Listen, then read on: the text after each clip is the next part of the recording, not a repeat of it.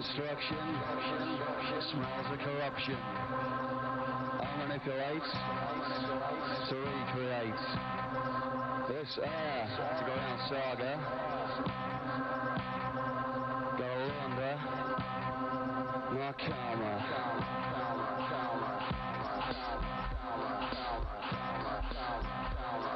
Go on my karma.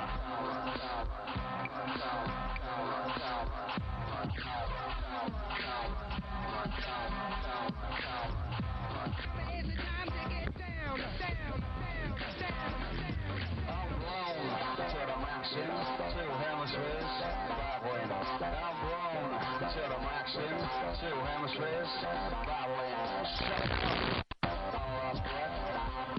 take a drag.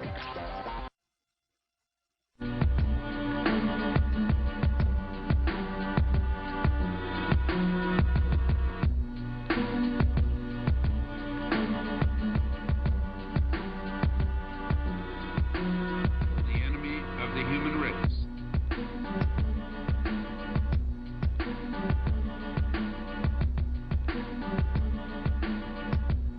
They do not understand. They do not understand the real aims and purposes of that organization.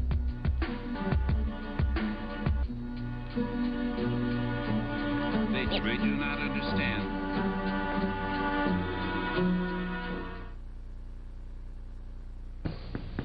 Go ahead.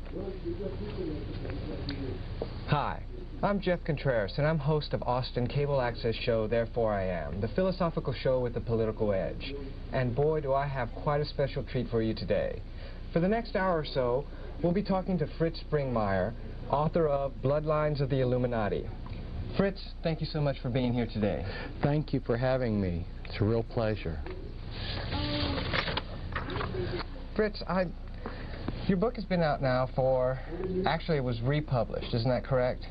Yes, it's been reprinted twice. Yes. Reprinted twice. And the title of the book is The Bloodlines of the Illuminati. What exactly is the Illuminati?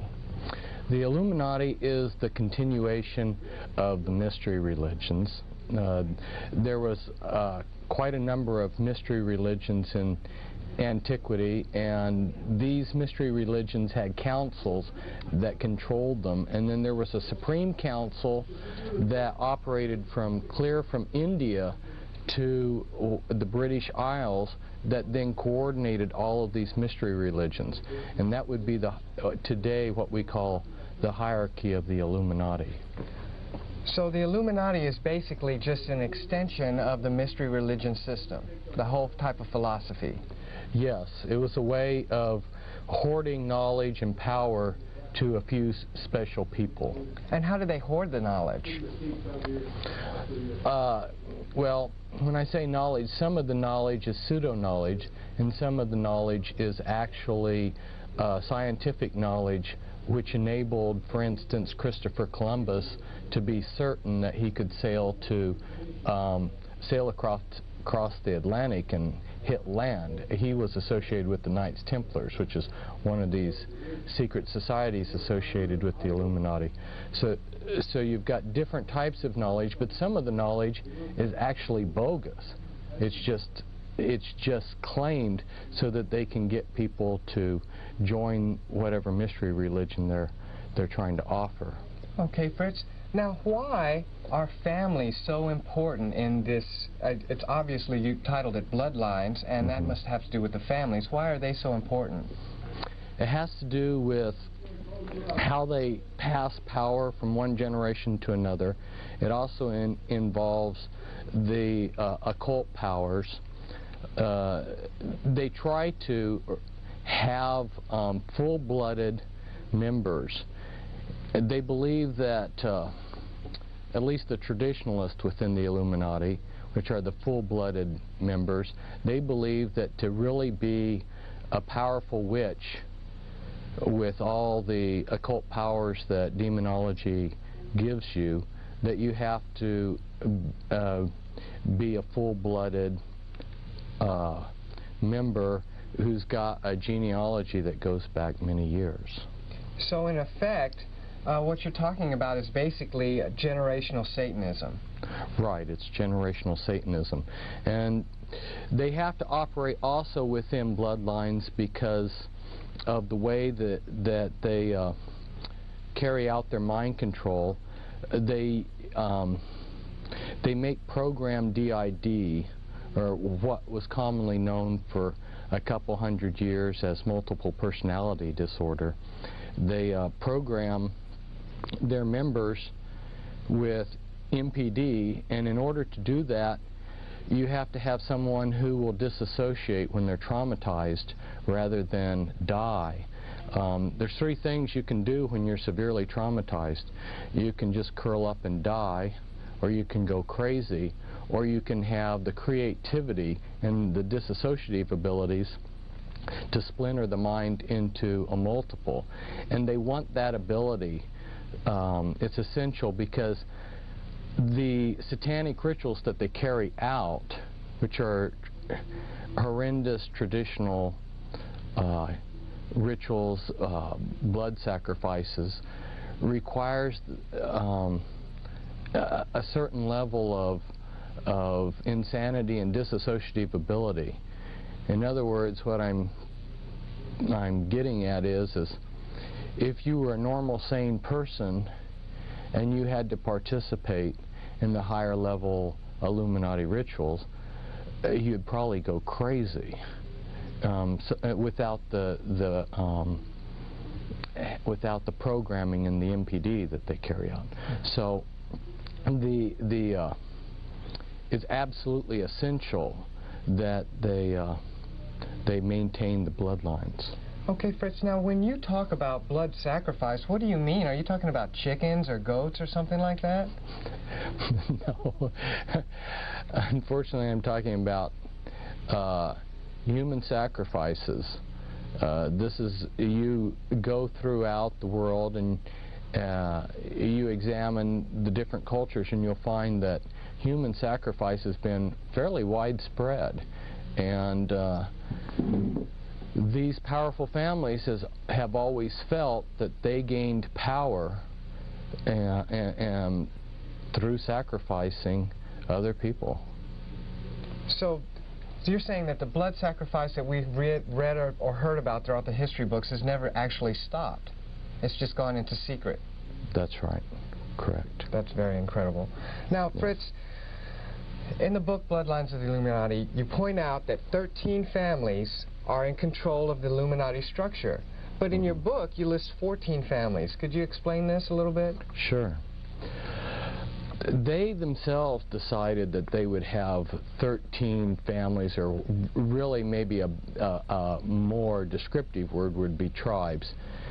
And it's my understanding that the reason why they chose the number 13, besides its magical implications, is also it's in mockery of what God had done, because as you know, there were 12 tribes, and then Ephraim and Manasseh were added, which were split off of the tribe of Joseph, which gave you 13 tribes of Israel.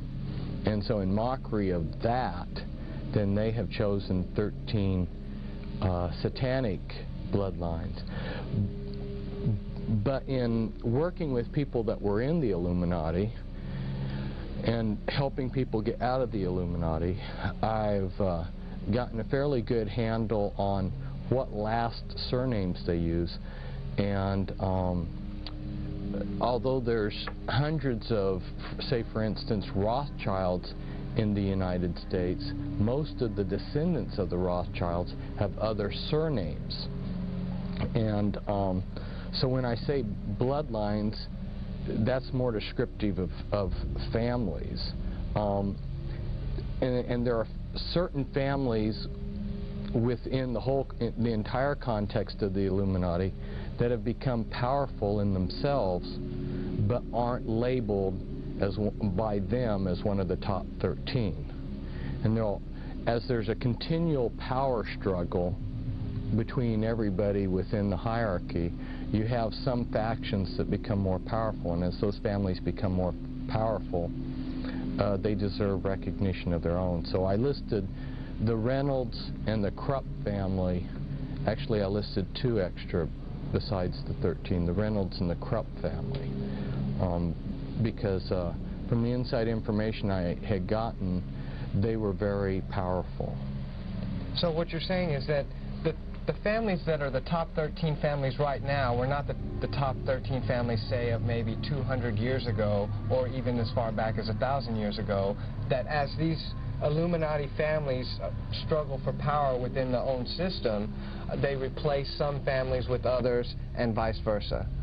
Yeah, I believe that that process is ongoing. But I also believe that beyond just having the 13 families that they have listed as important or the top, they also, in a sense, recognize the power of other families. For instance, Bill Clinton has become very powerful in his own right. So, or the George Bush family. So, although they are descendants of these 13 tribes, they in themselves now, in this time period, are worthy of special focus or mention. Okay, Fritz. Well, we've talked a little bit about the Illuminati structure. Could you briefly explain how this structure is set up? Yes, it's a pyramid structure. There's 2 basic levels in the Illuminati. There's the anarchy level. In one of my books, I listed hundreds of satanic covens and their addresses across the United States. I mean, there were so many that I listed, numerous pages, that I haven't gone through and counted how many hundreds of addresses of different covens. And these are very eclectic, and besides these witchcraft covens, there's other lodge systems and other things also on the anarchy level. On the anarchy level, you can't discern any pattern because everybody believes differently. Then there's 3 levels within the anarchy level. As you know, there's 3 levels to witchcraft. And then the next level are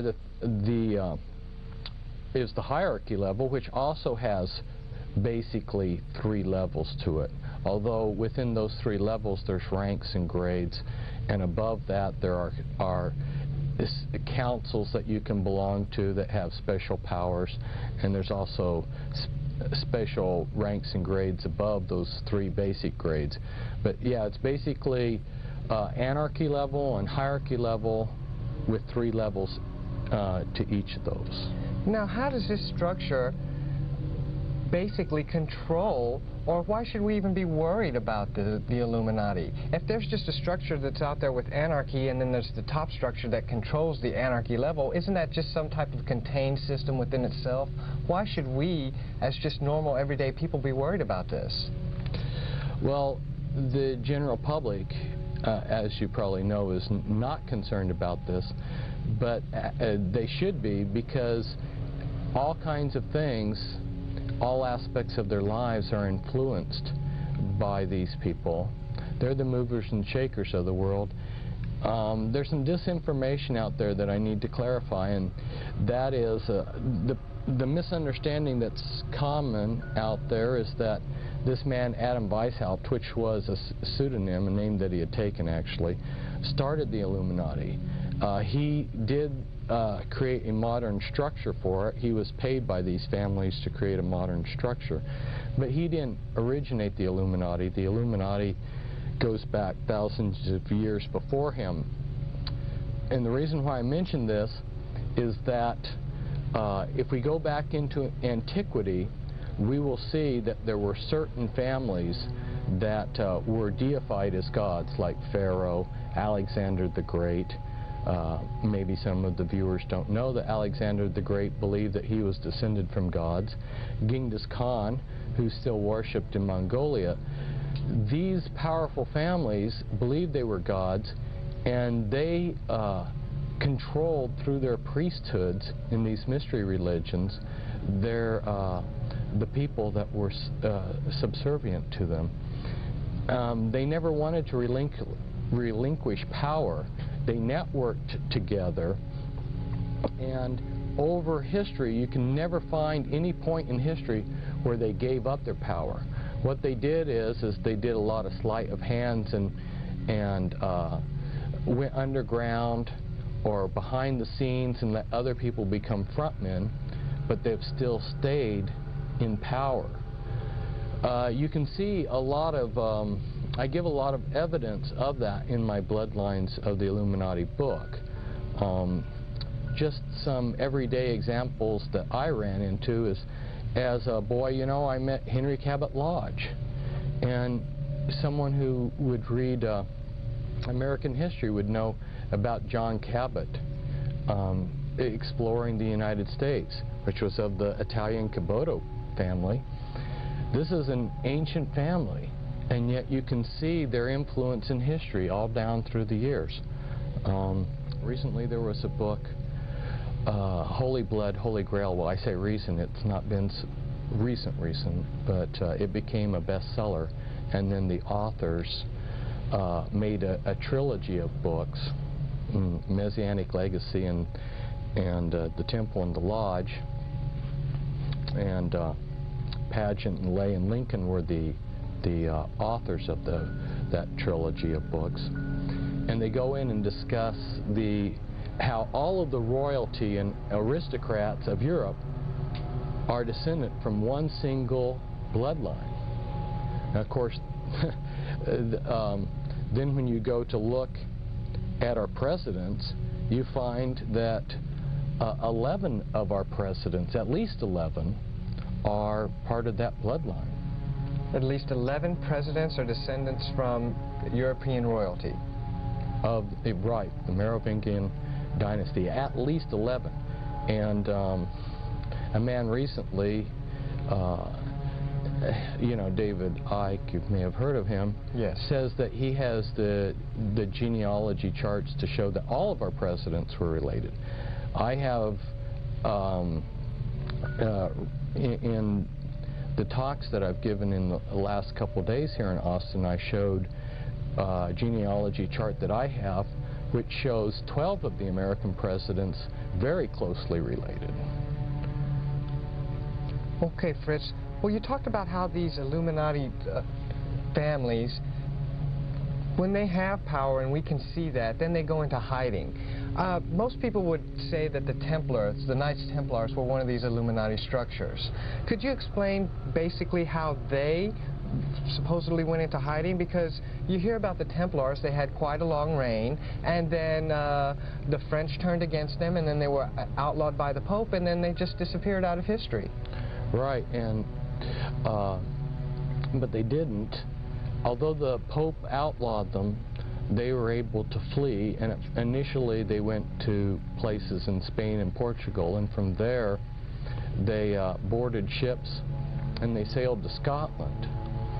And there was a decision made to give Scotland its independence, and the Knights Templars that landed in Scotland then in the Battle of Bannockburn helped the Scottish gain their independence, and then became very prominent in the affairs of Scotland.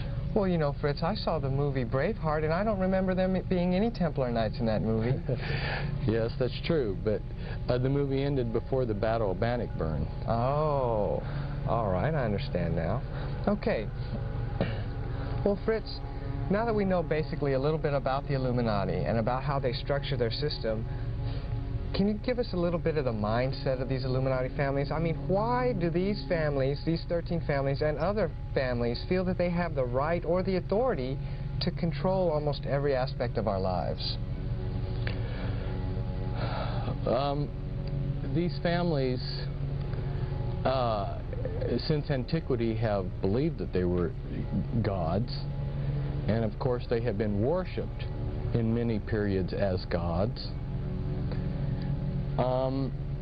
And they continue to pass that prideful belief down from one generation to another. They believe that they're a superior being. Oftentimes, when I've seen quotes by these people or heard people relate what they heard, you see that they refer to us as ants or cattle, and they basically have the idea that they were born to be gods and rule us, and we were born to serve them.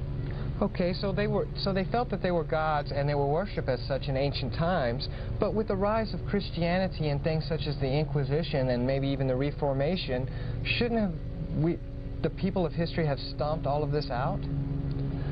They made a decision that they would use Christianity for their own ends.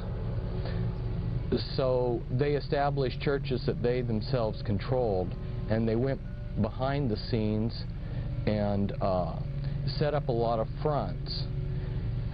So what you see, for instance, as proof of what I'm talking about, is at the end of World War II, there was a commission sent around Europe to examine all of the churches and cathedrals that had been damaged by the bombing, and they found something like 80% of these churches had hidden occult altars underneath the Christian altar that wasn't exposed until they were damaged.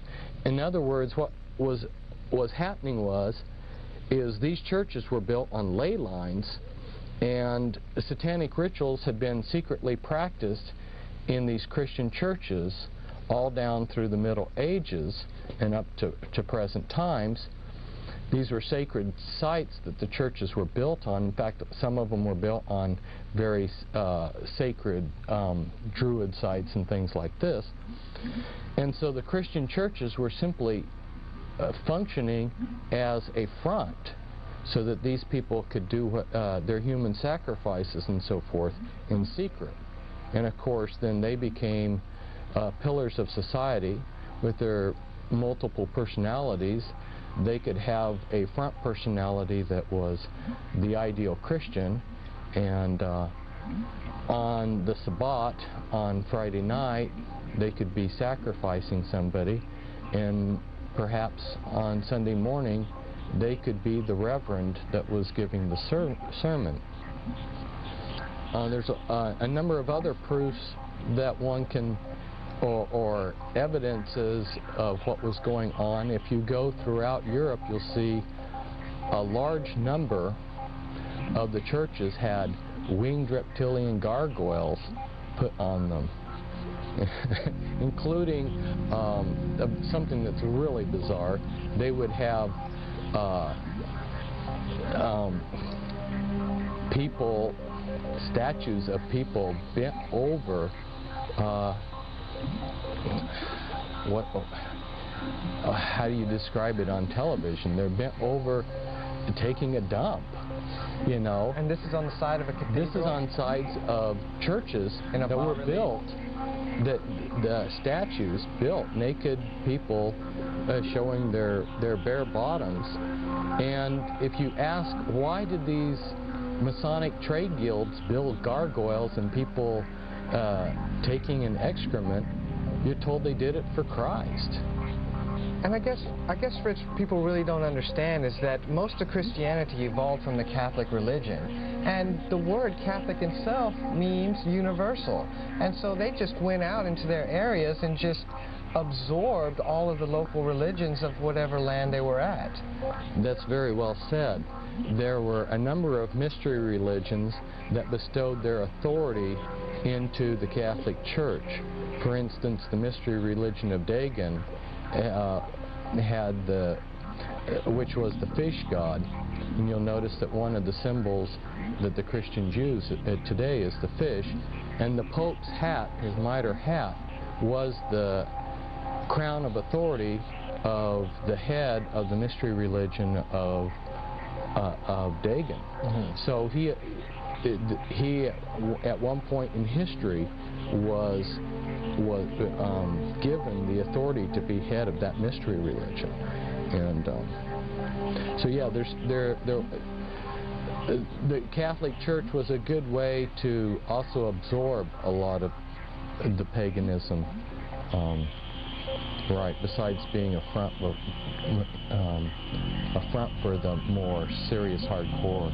So you mean, witchcraft. Fritz, when I'm driving around in my car and I see another car in front of me with the little fish symbol on the back of it, that the symbol, in reality, even though they believe it represents Christ, is really a symbol for the Dagon mystery religion? I don't think that you'll find Christians putting it on there because they worship Dagon, but all I'm doing is saying a lot of these symbols have histories beyond what the Christian Church thinks about. You'll find a lot of,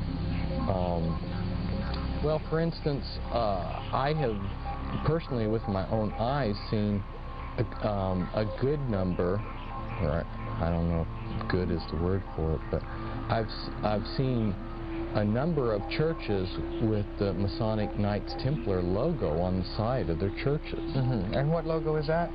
It's a cross and a crown. Cross and crown. Right. Okay. It's a particular, it's designed a certain way, and it's very clear that it's a Masonic symbol. And there's a lot of other symbols. I've seen all-seeing eyes. There's Catholic churches that have the Illuminati all-seeing eye, you know, that's in the pyramid. Well, speaking of the all-seeing eye, our local cable outlet, basically who helps us put on this show here, Time Warner in Austin, their symbol for their corporation is an eye. Isn't that kind of funny? Yes, well, it all ties together. It's an enormous thing that's to someone who hasn't been initiated into, who hasn't studied this, the whole the subject is so vast and so incredible that it's really difficult to absorb. That's why I really strongly encourage someone to begin by reading the Bloodlines of the Illuminati book, where I have the time to lay things out systematically, so you can see that this thing started in antiquity. These people controlled everything back then. They never gave up control, although they have worked through trade guilds and the Masonic Lodge and other things. They've always had the power. They never gave up the power. And when this country was created, we thought that we were getting away from the aristocracies and the kings of Europe. But lo and behold, like I said, you know, I can document that 11 of our presidents are related to the royal family in the United Kingdom. Boy, I tell you, Fritz, this all sounds so incredible, just like you said. When you were doing research for this book, how much documentation did you actually find which supports your outlook and beliefs on the Illuminati? Well, I've done many years of research, and I was just joking with somebody that I was visiting this morning, because when I moved into my new house, I had been telling people I had 100 boxes of papers, you know, documentation, newspapers and stuff that I collected. But after I had filed those away, and I counted, I had 140 boxes left. So, a lot of what I have learned was because I've worked for years with people that are trying to escape the Illuminati, and they helped my learning curve greatly. They point me in the right direction. And a lot of information is right there if we scratch below the surface. But they realize that there are very few people like me that are going to be looking in the right direction and scratching under the surface. So, and they don't have time to hide it all. So there is an enormous amount of information out there that relates to these families.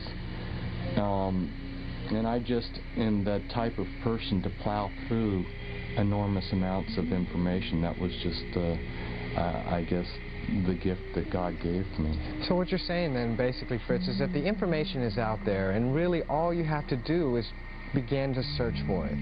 Is that correct? Yes, I believe that a lot of the readers, once they have read my Bloodlines of the Illuminati book, and then once they maybe have read some of the other books that I have and gotten a basic understanding of what's going on, they're going to start seeing these things all around them, and they can teach themselves, and they can further their understanding on their own without my help. Okay, Fritz. Well, let's jump a little bit inside of the book, okay? I know you mentioned as one of the Illuminati families, the Kennedy family. Now, with all of their recent tragedy in the past few decades, how can you still feel like the Kennedys are major contributors to this whole power structure?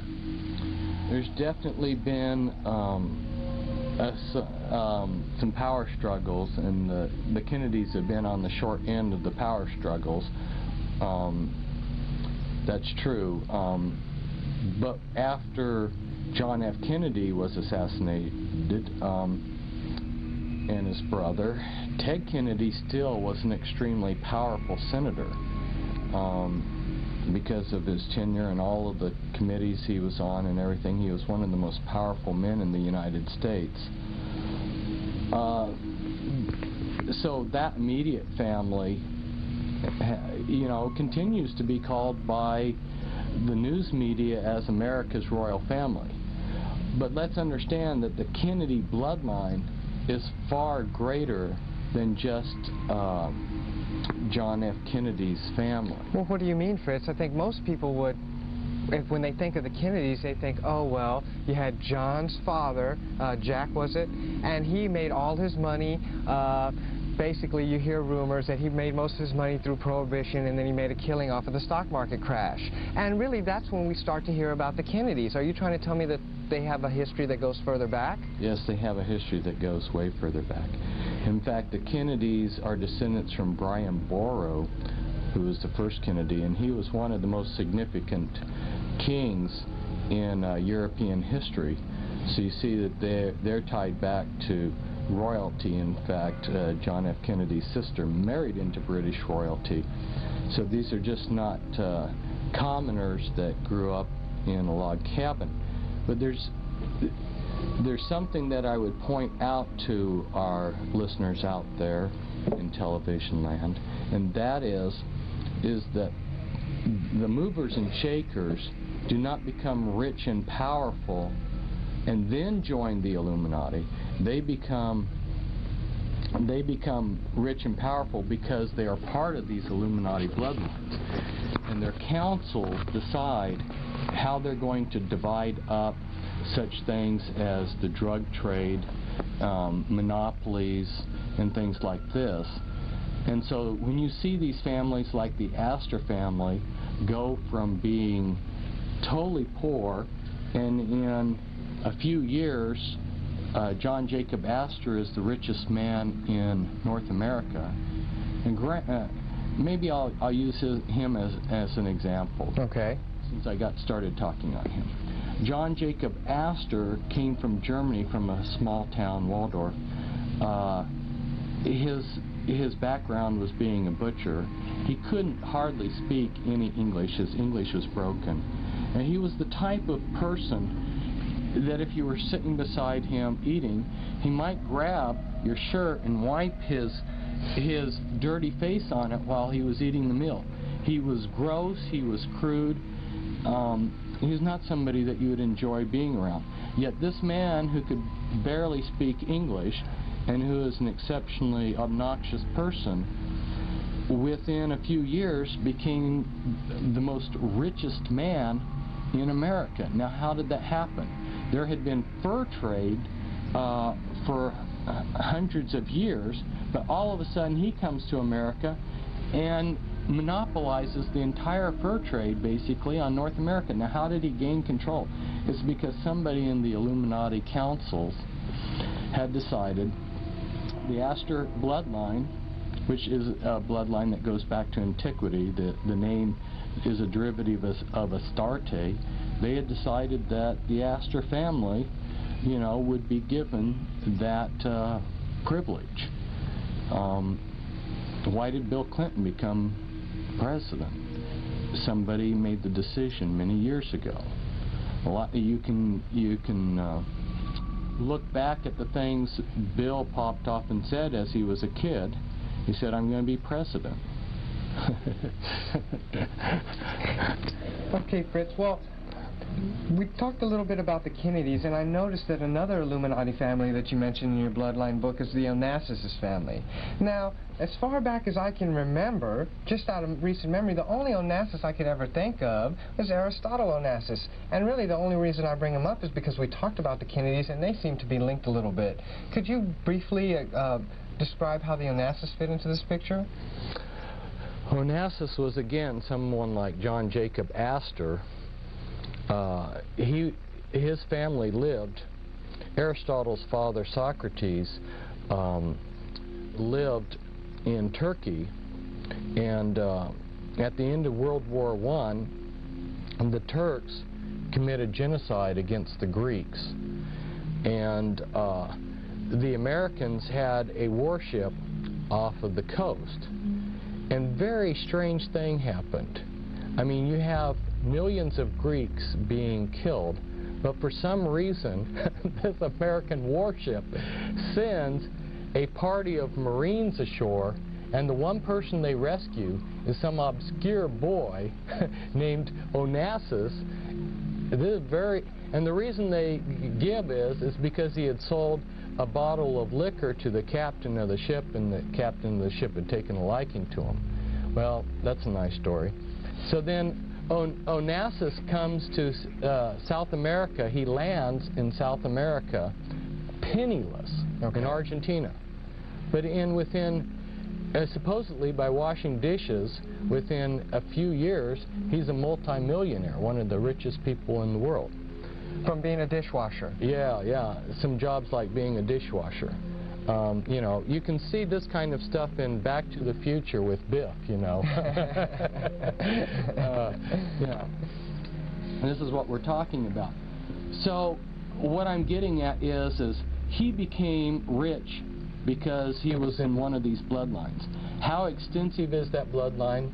Who else is part of that bloodline? I don't know the full extent of that bloodline. I know that in working with people that were in that I brought out of the Illuminati, most of the people of these bloodlines do not have surnames that match the bloodline that they belong to. Their only major connection, so to speak, is when they are put before the Grand Dame, and she is to give her approval as to whether they're accepted into the Illuminati or not when they're like age 3, and they're given a physical inspection, just like the Masons don't want anybody who's got physical defects. And they're given an overall inspection, and in that initiation ceremony they will announce what bloodline they belong to. But then they will continue going through life with a plethora of other names. Okay. Well, Fritz, after hearing you speak over the weekend, I think one of the best examples to help people kind of understand how the Illuminati control world events, could you kind of briefly describe some of the major events of the Illuminati-controlled World War II? Oh, of World War II. Right. Okay.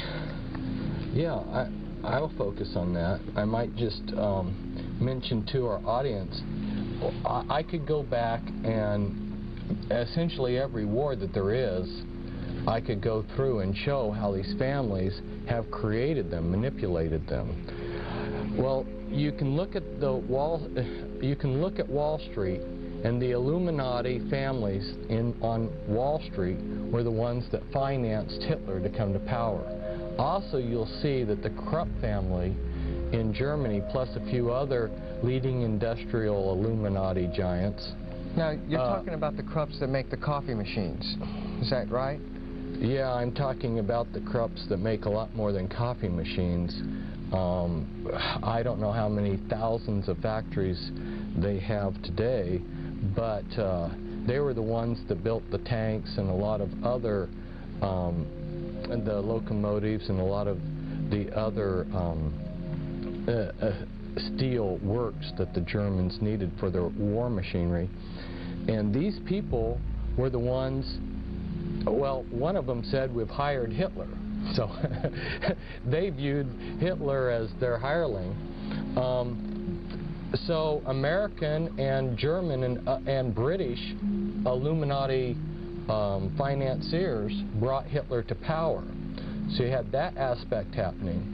And then the dialectics that was created that created the issues and how the war came about were also Illuminati family manipulations.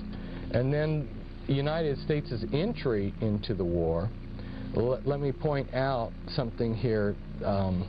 We haven't mentioned Freemasonry, but Freemasonry is the continuation of the mystery religions. Okay. And Freemasonry and the Illuminati are like a glove in a hand. Well, hold on just a second, Fritz. I mean, I know some Freemasons. I even work with one, and I mean, he seems to be the most down-to-earth guy I've ever known.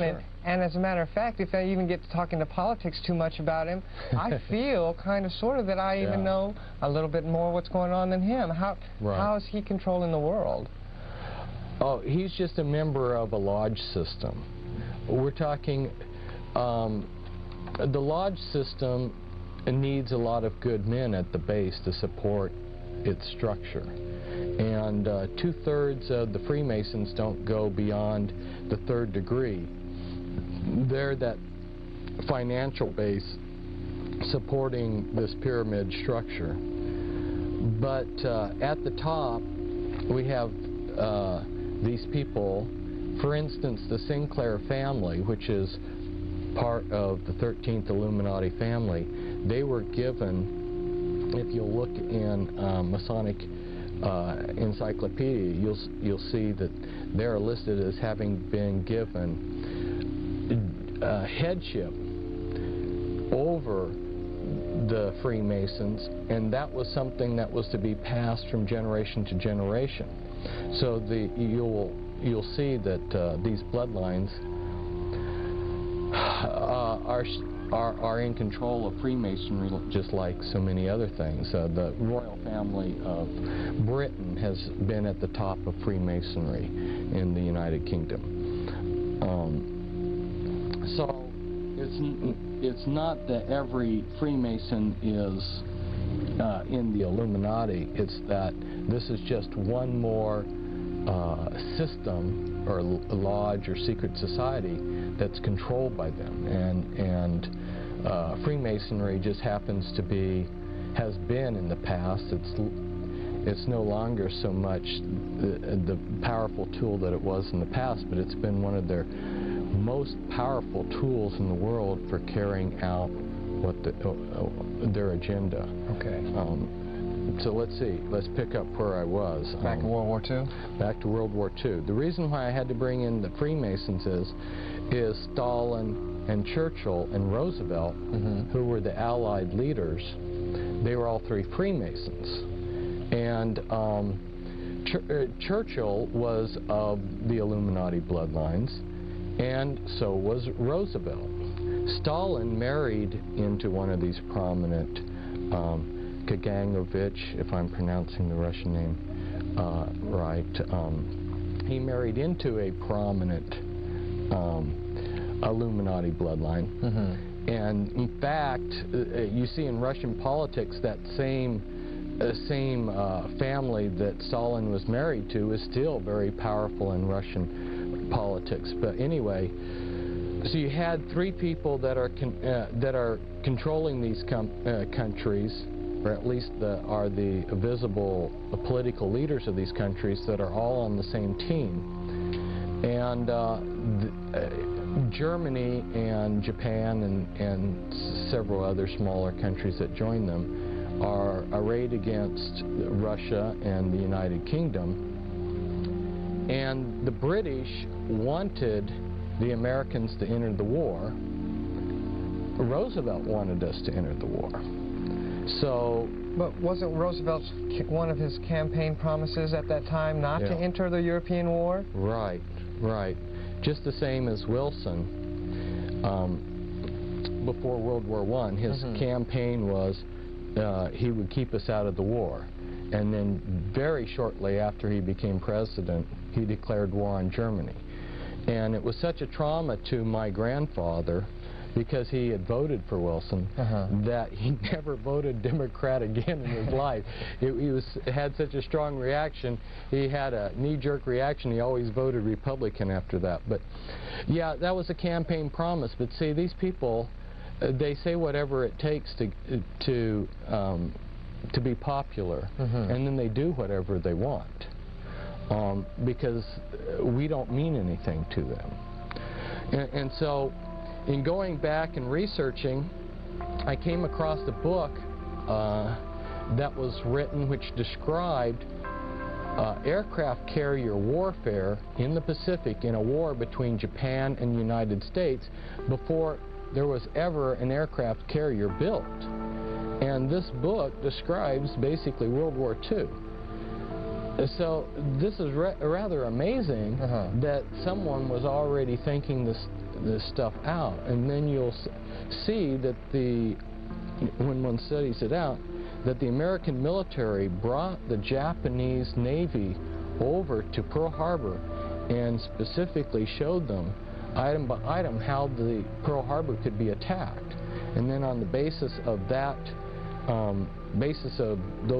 those tours, the Japanese went back, made up their battle plans. American intelligence and British intelligence knew of the battle plans. They watched the Japanese fleet practice for their attack on Pearl Harbor. And then Roosevelt, to make sure that there was a lot of losses, the day before they attacked, he had all of our planes put on the airfields in circles with their noses pointed towards the center of the circle, so that it'd be very hard for them to take off when the Japanese attacked. There was a lot of things like this that were done to make sure that there was a lot of Americans that died so that they could get United States into the war. You know, I could talk for hours about how they created this war and then how they kept it going. The Illuminati, well, shortly after Pearl Harbor, President Roosevelt, and I showed the documentation in my talk here in Austin from the federal codes. He drew up an executive decree which allowed the Secretary of the Treasury, Morgenthau, to exempt whoever he wanted so that they could trade with the enemy. So these Illuminati families, like the Rockefellers, who controlled Standard Oil, and Onassis, were given the freedom to trade with the Germans so that they could keep the Germans supplied with essentials like diamonds there's a lot of industrial uses for diamonds, including they were needed for the gyroscopes and the gyroscopes for the V-2 rockets and everything. They supplied Germany with oil, designs for military equipment, and a lot of other things that, had the Illuminati not been given that special privilege of continuing to trade with Germany during the war would have come to an end easily by 1942. So basically, we had an embargo on Germany if we wanted to, but we just never closed the embargo. Or we just never kept the supplies from coming into the country. Well, if you were one of these Illuminati bloodlines, one of these powerful men, kingpins is the word I use within these Illuminati bloodlines, you had the privileged status of being above the war. Above the war. The rest of us, it was a real war. And actually, Fritz, I think I can remember from your book, as from the Onassis chapter, his fleet of ships almost went unscathed. Is that correct? Totally unscathed. They were never attacked. How many ships did he have? It was between 200 and 300 ships, merchant ships. And he's from the Greek fleet, correct? Yeah, Greek merchant ships. His ships flew the Greek flag. Essentially, every other Greek ship that was floating when the war started was sunk. But his ships went in all of the theaters of the war, the Mediterranean, the North Sea, and they were never attacked by either side. It took collaboration at the highest levels for him to travel around in a world war without anybody bothering him, while he made millions, perhaps billions of dollars off of the whole thing. This is incredibly fascinating. I tell you what, Fritz, we're almost running out of time here, but before we do, I would like you to briefly touch on, I know you mentioned it earlier, how the Bush family has been coming into prominence here of late. Could you give us maybe a little bit more of a background behind that family? Some of our listeners out there may be familiar with the Order of the Skull and Bones, which is a chapter of the Illuminati, and that they have rituals with satanic undertones. One of the things that they do is lay in a pile of manure when they're being initiated and say all of their sexual exploits. Yeah, I know. Satan causes his minions to do degrading things that they think, for some reason, because their minds get warped, that this is something great. The Bush family is related, it's one of those families that's related back to British royalty. Mm-hmm. And Bush was head of the CIA.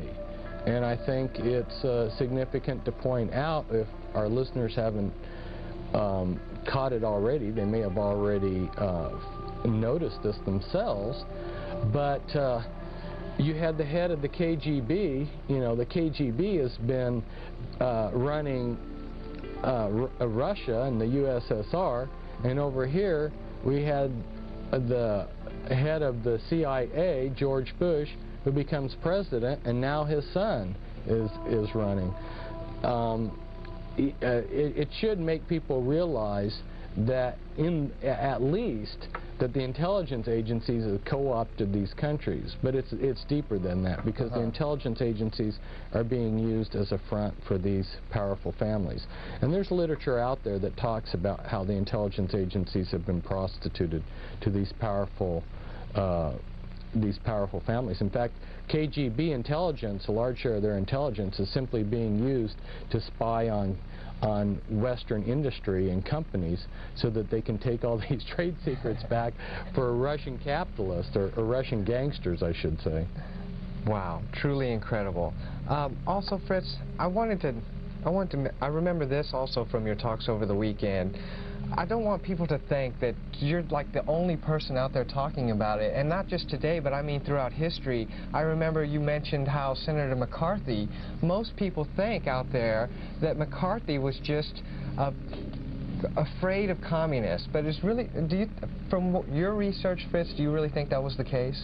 No, it wasn't the case. I mean, I was like everybody else. I only knew what I'd been told until I started reading speeches and talks and things that he had written, and I was blown away. I realized the man knew exactly that there were these powerful families, that there was a world order, and he was going after these powerful families. That's why he went after the Bundys, and of course the Illuminati kingpins in our government thwarted an investigation into Bundy.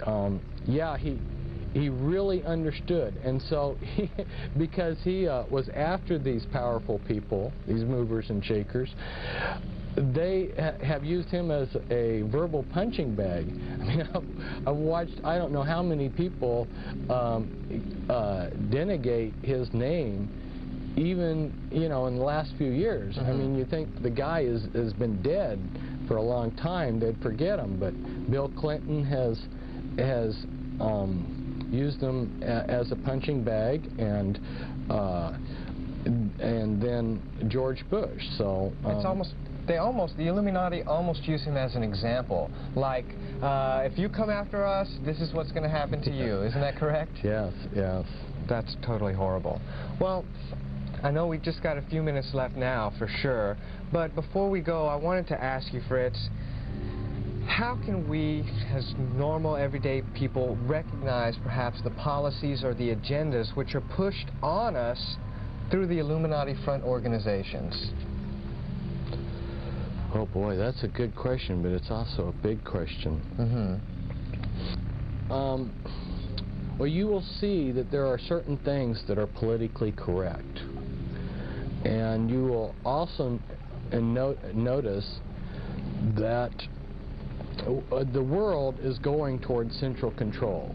Right. It's going towards globalization, where we're having the United Nations. You know, the United Nations was formed out of the League of Nations, and there's a continual push to have one political, one world government. Now, isn't that just a natural evolution of perhaps human society? I mean, as the world seems to be getting smaller and smaller through technology, most people would say that would just be a natural evolution of our whole government system. Well, it's definitely being pushed. And whether one wants to believe that it's a natural outgrowth of improved communication and transportation, that's up to the individual, but it is definitely being pushed. It's taking a lot of money and a lot of effort to make it happen, and the push behind it are these global elite families that are controlling things from behind the scenes.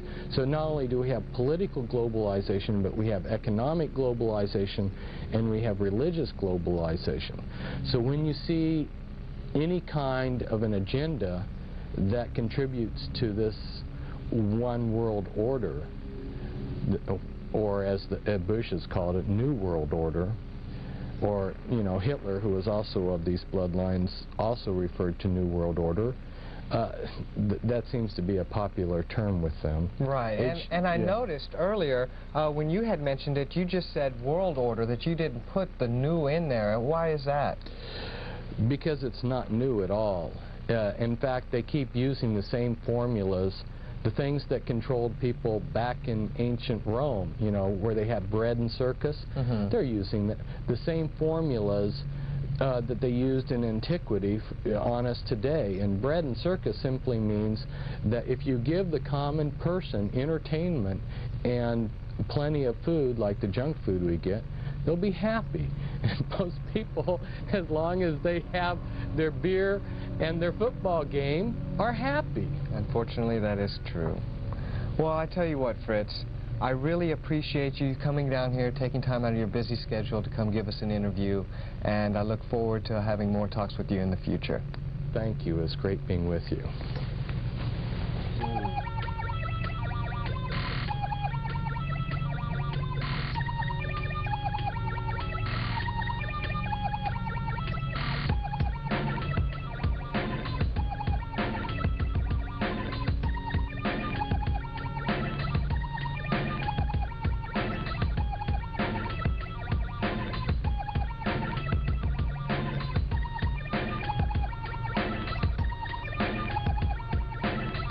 And you get them are prepared for the New World Order.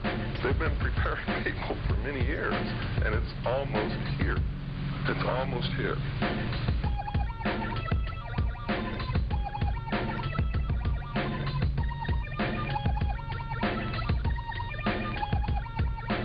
What is at stake is more than one small country. It is a big idea. A new world order. World order.